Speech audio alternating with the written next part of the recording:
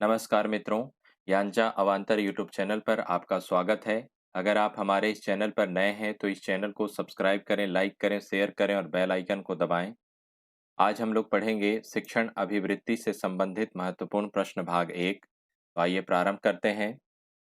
पहला प्रश्न है, निम्नलिखित में से कौन सा कक्षा शिक्षण का आधारभूत प्रतिमान है? विकल्प है ए अधिगम का प्रतिमान, बी दोनों ए और बी, सी निर्देशात्मक प्रतिमान और डी उपरोक्त में से कोई नहीं। तो इसका उत्तर क्या होगा? इसका उत्तर होगा सी निर्देशात्मक प्रतिमान। प्रश्न संख्या 2 है, यदि कोई व्यक्ति एक शिक्षक बनना चाहता है तो उसके लिए आधारभूत आवश्यकता क्या है? विकल्प है ए शिक्षण में वास्तविक रुचि, बी छात्रों को नियंत्रित करने के बारे में आत्मविश्वास, सी विषय का ज्ञान और डी अच्छी अभिव्यक्ति। तो इसका उत्तर क्या होगा? इसका उत्तर होगा सी विषय का ज्ञान। प्रश्न संख्या 3 है, निम्नलिखित कथनों में से कौन सा सत्य नहीं है? विकल्प है ए शिक्षण सिर्फ एक कला है, बी शिक्षकों को केवल प्रशिक्षित किया जा सकता है, सी शिक्षक सदैव पैदाइशी होते हैं और डी उपरोक्त सभी। तो इसका उत्तर क्या होगा? इसका उत्तर होगा डी उपरोक्त सभी। प्रश्न संख्या 4 है, निम्नलिखित में से शिक्षक में सबसे वांछित कौशल कौन सा है? विकल्प है ए शिक्षक द्वारा कही गई बात का छात्र की समझ में आना, बी निर्धारित पाठ्यक्रम पूरा करना, सी शिक्षण के समय छात्रों को मानसिक रूप से शिथिलकृत रखना और डी कक्षा की गतिविधियों के बारे में उच्च अधिकारियों को सूचित करना। तो इसका उत्तर क्या होगा? इसका उत्तर होगा ए शिक्षक द्वारा कही गई बात का छात्र की समझ में आना। प्रश्न संख्या 5 है, निम्नलिखित में से कौन सा शिक्षण के विभिन्न स्तरों का सही क्रम है? विकल्प है ए स्मृति स्तर, बोध स्तर और चिंतनशील स्तर, बी बोध स्तर, स्मृति स्तर और चिंतनशील स्तर, सी चिंतनशील स्तर, बोध स्तर और स्मृति स्तर, डी स्मृति स्तर, चिंतनशील स्तर और बोध स्तर। तो इसका उत्तर क्या होगा? इसका उत्तर होगा ए स्मृति स्तर, बोध स्तर और चिंतनशील स्तर। प्रश्न संख्या 6 है, निम्नलिखित में से कौन सा शिक्षण अधिगम प्रक्रिया में स्वतंत्र चर है? विकल्प है ए शिक्षक, बी संस्थान, सी शिक्षार्थी और डी माता पिता। तो इसका उत्तर क्या होगा? इसका उत्तर होगा ए शिक्षक। प्रश्न संख्या 7 है, निम्नलिखित में से कौन सी विधि प्रत्येक शिक्षक द्वारा प्रयोग करनी चाहिए? विकल्प है ए विश्लेषणात्मक, संश्लेषणात्मक, बी संश्लेषणात्मक विश्लेषणात्मक, सी केवल विश्लेषणात्मक और डी केवल संश्लेषणात्मक। तो इसका उत्तर क्या होगा? इसका उत्तर होगा ए विश्लेषणात्मक और संश्लेषणात्मक। प्रश्न संख्या 8 है, निम्नलिखित में से कौन सा क्रम शिक्षण के 3 स्तरों को दर्शाता है? विकल्प है ए यह एक कला है, बी यह विज्ञान एवं कला दोनों है, सी यह एक विज्ञान है और डी यह न तो कला है और न ही विज्ञान है। तो इसका उत्तर क्या होगा? इसका उत्तर होगा सी यह एक विज्ञान है। प्रश्न संख्या 9 है, निम्नलिखित में से शिक्षण में कौन सा मुख्य परिवर्तन आधुनिक समय में मुख्यतः देखने को मिलता है? विकल्प है ए यह शिक्षार्थी केंद्रित होती जा रही है, बी यह प्रशिक्षु केंद्रित होती जा रही है, सी यह समूह केंद्रित होती जा रही है और डी उपरोक्त में से कोई नहीं। तो इसका उत्तर क्या होगा? इसका उत्तर होगा ए यह शिक्षार्थी केंद्रित होती जा रही है। प्रश्न संख्या 10 है, जब शिक्षार्थी आत्मनिर्देशित होता है तो ऐसी स्थिति को दर्शाने के लिए निम्न में से कौन से शब्द का प्रयोग किया जाता है? विकल्प है ए पेडागोगिकल, बी दूरस्थ शिक्षा, सी अंडरगोगिकल और डी उपरोक्त में से कोई नहीं। तो इसका उत्तर क्या होगा? इसका उत्तर होगा बी दूरस्थ शिक्षा। प्रश्न संख्या 11 है, निर्देशात्मक उद्देश्य छात्र के लिए लिखे जाते हैं जिसमें यह बताया जाता है कि छात्रों से क्या अपेक्षित है। निम्न में से कौन से लक्षण ऐसे उद्देश्यों में होने चाहिए? विकल्प है ए विशिष्ट, बी मापने योग्य, सी नमूदार और डी उपरोक्त सभी। तो इसका उत्तर क्या होगा? इसका उत्तर होगा उपरोक्त सभी। प्रश्न संख्या 12 है, निम्नलिखित में से कौन सा कथन गतिशील शिक्षण वातावरण के संदर्भ में सही है?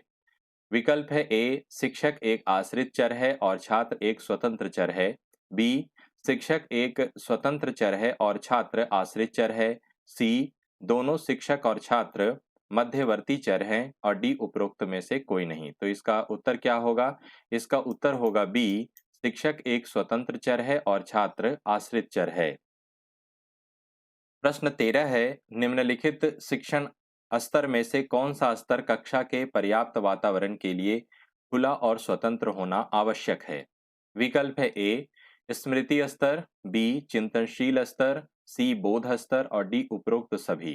तो इसका उत्तर क्या होगा? इसका उत्तर होगा सी, बोध स्तर। प्रश्न 14 है, पाठ्यक्रम शब्द का क्या अर्थ है? विकल्प है ए, एक शैक्षणिक संस्था के द्वारा अध्ययन के विषय की पेशकश, बी, शैक्षणिक संस्थानों के द्वारा निर्धारित लक्ष्यों को प्राप्त करने हेतु सीखने और अन्य अनुभवों का आयोजन करना, सी, विभिन्न विषयों में निर्धारित पाठ्यक्रम, व्यवहारिक पाठ्यक्रम और परियोजना, डी, शिक्षा के स्तर को अर्हता प्राप्त करने के लिए सिद्धांत और व्यवहारिक पाठ्यक्रम पूरा करना। तो इसका उत्तर क्या होगा? इसका उत्तर होगा बी, शैक्षणिक संस्थानों के द्वारा निर्धारित लक्ष्यों को प्राप्त करने हेतु सीखने और अन्य अनुभवों का आयोजन करना। प्रश्न संख्या 15 है, संज्ञानात्मक ज्ञान क्षेत्र का वर्गीकरण निम्न में से किसके द्वारा प्रस्तुत किया गया था?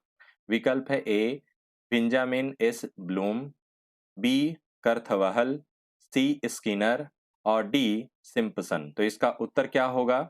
इसका उत्तर होगा ए, बेंजामिन एस ब्लूम। प्रश्न संख्या 16 है, निम्नलिखित में से कौन सा शब्द पहले से सीखी गई सामग्री का उपयोग करने को प्रतिबिंबित करता है?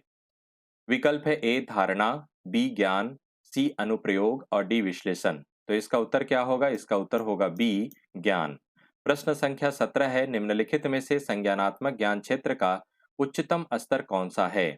विकल्प है ए, संश्लेषण, बी, धारणा, सी, विश्लेषण और डी, मूल्यांकन। तो इसका उत्तर क्या होगा? इसका उत्तर होगा डी, मूल्यांकन। प्रश्न संख्या 18 है, निम्नलिखित में से कौन सा विकल्प सत्तावादी स्तर पर शिक्षण को दर्शाता है? विकल्प है ए, शिक्षक केंद्रित, बी, मुख्य अध्यापक केंद्रित, सी, शिष्य केंद्रित और डी, अनुभव के आधार पर। तो इसका उत्तर क्या होगा? इसका उत्तर होगा ए, शिक्षक केंद्रित। प्रश्न संख्या 19 है, बौद्धिक कौशल किस ज्ञान क्षेत्र के द्वारा प्रतिबिंबित होती है? विकल्प है ए, संज्ञानात्मक ज्ञान क्षेत्र, बी, भावात्मक ज्ञान क्षेत्र, सी, क्रियात्मक ज्ञान क्षेत्र और डी, उपरोक्त में से कोई नहीं। तो इसका उत्तर क्या होगा? इसका उत्तर होगा ए, संज्ञानात्मक ज्ञान क्षेत्र। प्रश्न संख्या 20 है, निम्नलिखित में से किसके द्वारा दृष्टिकोण, मूल्यों और हितों को प्रतिबिंबित किया जाता है? विकल्प है ए, संज्ञानात्मक ज्ञान क्षेत्र, बी, क्रियात्मक ज्ञान क्षेत्र, सी, भावात्मक ज्ञान क्षेत्र और डी, उपरोक्त में से कोई नहीं। तो इसका उत्तर क्या होगा? इसका उत्तर होगा बी, क्रियात्मक ज्ञान क्षेत्र। प्रश्न संख्या 21 है, निम्नलिखित में से कौन सा ज्ञान क्षेत्र शारीरिक कौशल के साथ संबंधित है? विकल्प है ए, संज्ञानात्मक ज्ञान क्षेत्र, बी, मनोसंचालित ज्ञान क्षेत्र, सी, भावात्मक ज्ञान क्षेत्र और डी, उपरोक्त में से कोई नहीं। तो इसका उत्तर क्या होगा? इसका उत्तर होगा सी, भावात्मक ज्ञान क्षेत्र।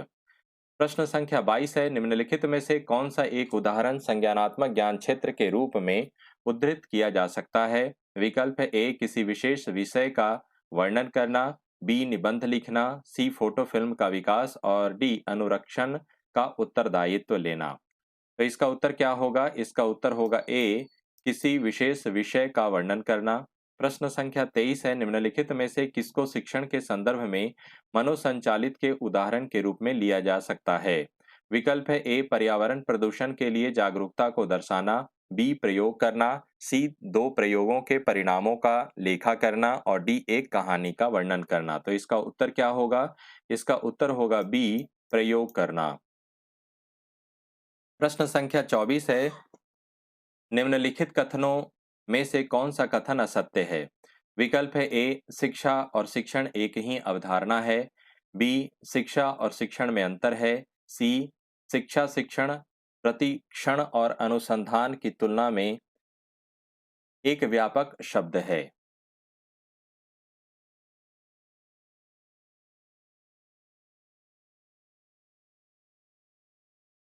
प्रश्न संख्या 24 है, निम्नलिखित कथनों में से कौन सा कथन असत्य है? विकल्प है ए, शिक्षा और शिक्षण एक ही अवधारणा है। बी, शिक्षा और शिक्षण में अंतर है। सी, शिक्षा, शिक्षण, प्रशिक्षण और अनुसंधान की तुलना में एक व्यापक शब्द है। और डी, उपरोक्त सभी सही हैं।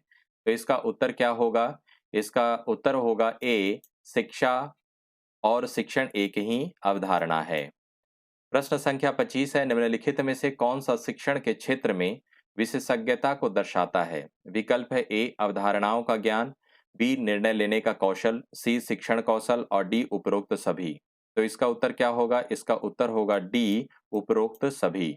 प्रश्न संख्या 26 है, निम्न में से किस प्रकार का व्यक्तित्व शिक्षण के दृष्टिकोण से सबसे अधिक अनुपयुक्त है? विकल्प है ए, जो एक कठोर अनुशासक है, बी, जो अपने विषय को अच्छी तरह से जानता है, सी, जिसकी शिक्षण में कोई अभिरुचि नहीं है और डी, जो नैतिक मूल्यों को सिखाता है। तो इसका उत्तर क्या होगा? इसका उत्तर होगा सी, जिसकी शिक्षण में कोई अभिरुचि नहीं है। प्रश्न संख्या 27 है, निम्नलिखित में से कौन सा विकल्प विश्लेषण के अर्थ को दर्शाता है? विकल्प है ए, संघटक भाग में एक समस्या का हल ढूंढने की क्षमता, बी, संघटक भागों का संयोजन करना, सी, दोनों ए और बी और डी, उपरोक्त में से कोई नहीं। तो इसका उत्तर क्या होगा? इसका उत्तर होगा ए, संघटक भाग में एक समस्या का हल ढूंढने की क्षमता। प्रश्न संख्या 28 है, निम्नलिखित में से कौन से शब्द कक्षा शिक्षण में विषय वस्तु को सरल ढंग से प्रस्तुत करने के नियमों के लिए प्रयुक्त किया जाता है? विकल्प है ए, शिक्षण विधि, बी, शिक्षण सिद्धांत, सी, शिक्षण तकनीक और डी, शिक्षण रणनीति। तो इसका उत्तर क्या होगा? इसका उत्तर होगा बी, शिक्षण सिद्धांत। प्रश्न संख्या 29 है, निम्नलिखित में से कौन सा विकल्प शिक्षक को कम विद्यार्थी वाली कक्षा में शिक्षण को अधिक प्रभावी बनाने के लिए प्रयोग में लाना चाहिए? विकल्प है ए, अधिगम संबंधी समस्याओं की पहचान करना, बी, छात्रों पर व्यक्तिगत ध्यान देना, सी, अनुदेशन को छात्रों के बीच की विभिन्नताओं को ध्यान में रखकर बनाना और डी, उपरोक्त सभी। तो इसका उत्तर क्या होगा? इसका उत्तर होगा डी, उपरोक्त सभी। प्रश्न संख्या 30 है, निम्न में से शिक्षण समव्यवसाय के प्रारंभ में सबसे महत्वपूर्ण एकल कारक कौन सा है?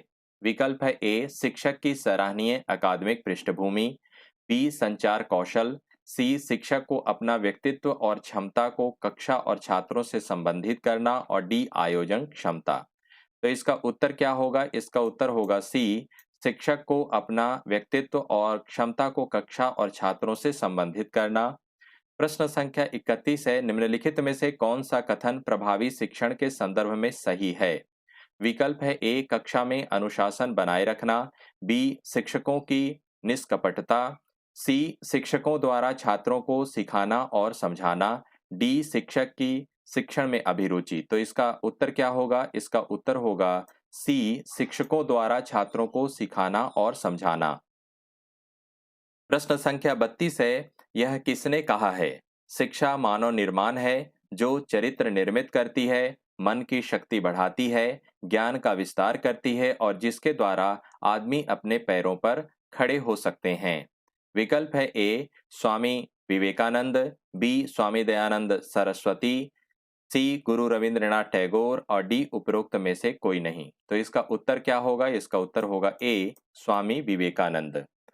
प्रश्न संख्या 33 है, निम्नलिखित में से कौन सी गतिविधियां शिक्षण प्रक्रिया में सबसे पहले आना चाहिए? विकल्प है ए, उद्देश्यों का निरूपण, बी, शिक्षण अनुदेशन की योजना बनाना, सी, छात्रों की रुचि के बारे में जानना और डी, उपरोक्त सभी। तो इसका उत्तर क्या होगा? इसका उत्तर होगा डी, उपरोक्त सभी। प्रश्न संख्या 34 है, निम्नलिखित में से कौन सा कथन प्रभावी शिक्षण में सम्मिलित है? विकल्प है ए, शिक्षक सक्रिय होते हैं परंतु छात्र सक्रिय हो भी सकते हैं और नहीं भी, बी, शिक्षक सक्रिय या निष्क्रिय हो सकता है परंतु छात्र सक्रिय होते हैं, सी, शिक्षक और छात्र दोनों सक्रिय हैं और डी, उपरोक्त सभी। तो इसका उत्तर क्या होगा? इसका उत्तर होगा सी, शिक्षक और छात्र दोनों सक्रिय हैं। प्रश्न संख्या 35 है, निम्नलिखित में से कौन सा शिक्षण का सर्वाधिक अपेक्षित उद्देश्य होता है? विकल्प है ए, छात्रों के व्यवहार में वांछनीय परिवर्तन, बी, छात्रों के संपूर्ण व्यक्तित्व का विकास, सी, छात्रों के चरित्र का निर्माण और डी, एक उपयुक्त नौकरी के लिए चयन होना। तो इसका उत्तर क्या होगा? इसका उत्तर होगा ए, छात्रों के व्यवहार में वांछनीय परिवर्तन। प्रश्न संख्या 36 है, निम्नलिखित में से कौन सा कारक शिक्षण दक्षता के लिए मूल रूप से आवश्यक है?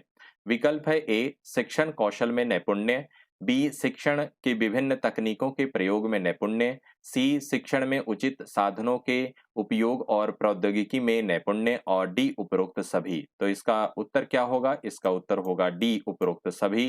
प्रश्न संख्या 37 है, निम्नलिखित कथनों में से कौन सा कथन सत्य नहीं है? विकल्प है ए, अच्छा संप्रेषक एक अच्छा अध्यापक नहीं हो सकता है, बी, संप्रेषक को हास्य का अच्छा बोध होता है, सी, संप्रेषक को विस्तृत पठन ज्ञान होता है, और डी, संप्रेषक को सभी भाषाओं का ज्ञान होता है। तो इसका उत्तर क्या होगा? इसका उत्तर होगा ए, अच्छा संप्रेषक एक अच्छा अध्यापक नहीं हो सकता है।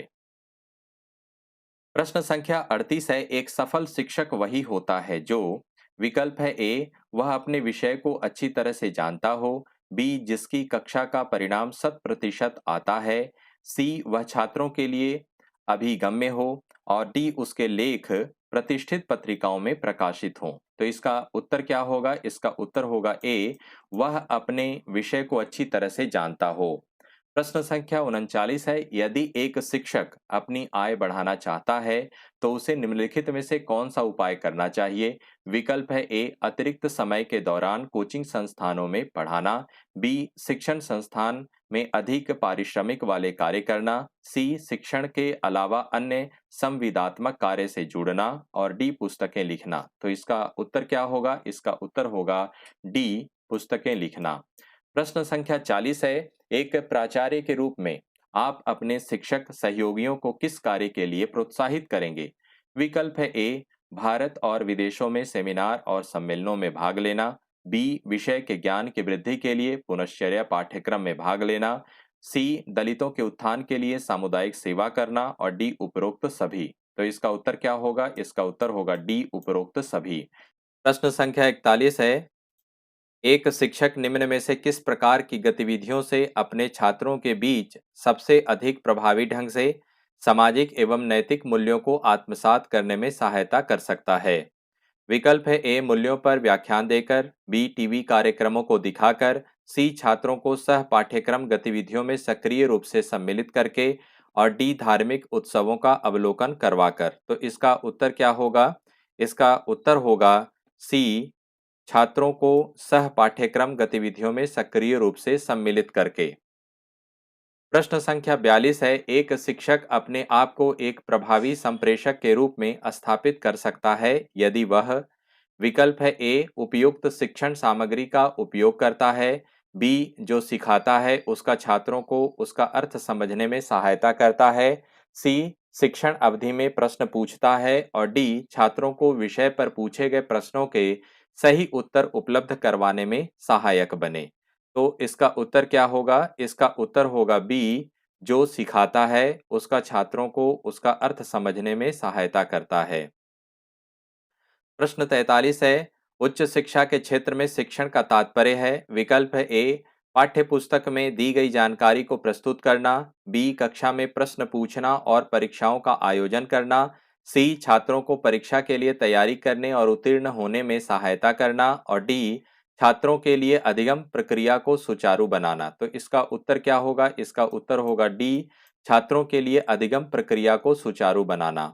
प्रश्न संख्या 44 है, एक शिक्षक शिक्षण प्रक्रिया को अधिक प्रभावी बना सकता है यदि वह, विकल्प है ए, विषयों का विशेषज्ञ हो, बी, विषय को पढ़ाने में काफी अनुभवी हो, सी, शिक्षार्थियों के पूर्व ज्ञान को ध्यान में रखे, और डी, विभिन्न प्रकार की शिक्षण सामग्री का उपयोग करता है।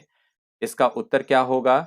इसका उत्तर होगा सी, शिक्षार्थियों के पूर्व ज्ञान को ध्यान में रखे। प्रश्न संख्या 45 है, निम्नलिखित में से किस स्थिति में कॉलेज शिक्षक वास्तव में छात्रों के लिए सहायक हो सकता है? विकल्प है ए, कक्षा में श्रुत लेखन करवाए, बी, वह अपने मूल्यांकन में निष्पक्ष रहे, सी, छात्रों को कक्षा में प्रश्न पूछने के लिए प्रोत्साहित करता हो, और डी, कक्षा में पाठ्यक्रम को पूरा करना। तो इसका उत्तर क्या होगा? इसका उत्तर होगा सी, छात्रों को कक्षा में प्रश्न पूछने के लिए प्रोत्साहित करता हो।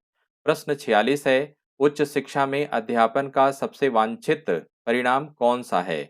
विकल्प है ए विद्यार्थियों की उपलब्धियों में वृद्धि, बी विद्यार्थियों की स्वतंत्र सोच के स्तर में वृद्धि, सी शत प्रतिशत परिणाम और डी विद्यार्थी किसी विषय को ज्यादा अधिमान दे। तो इसका उत्तर क्या होगा? इसका उत्तर होगा बी विद्यार्थियों की स्वतंत्र सोच के स्तर में वृद्धि। प्रश्न संख्या 47 है, पुस्तकें संचार का एक शक्तिशाली स्रोत हो सकती है यदि विकल्प है ए सामान्य सारांश प्रदान कर सके, बी पाठ्य सामग्री दृष्टांत दर्शक है, सी माध्यम हिंदी है और डी यदि पाठ्य सामग्री को अच्छी छाप के माध्यम से प्रस्तुत किया जाता है। तो इसका उत्तर क्या होगा? इसका उत्तर होगा बी पाठ्यक्रम पाठ्य सामग्री दृष्टांत दर्शक है। प्रश्न संख्या 48 है, निम्नलिखित में से कौन सा परिणाम प्रभावी शिक्षण को सबसे सही प्रकार से प्रतिबिंबित करता है? विकल्प है ए छात्रों की उपस्थिति, बी छात्रों द्वारा पूछे सार्थक प्रश्न, सी विशेष सम्मान और डी कक्षा में पूर्ण रूप से शांति होना। तो इसका उत्तर क्या होगा? इसका उत्तर होगा सी विशेष सम्मान। प्रश्न संख्या 49 है, निम्नलिखित में से कक्षा शिक्षण का सबसे महत्वपूर्ण उद्देश्य कौन सा है? विकल्प है ए जानकारी देना, बी जिज्ञासु मन को विकसित करना, सी छात्रों के व्यक्तित्व का विकास करना और डी छात्रों को परीक्षाओं में उत्तीर्ण होने में सहायता करना।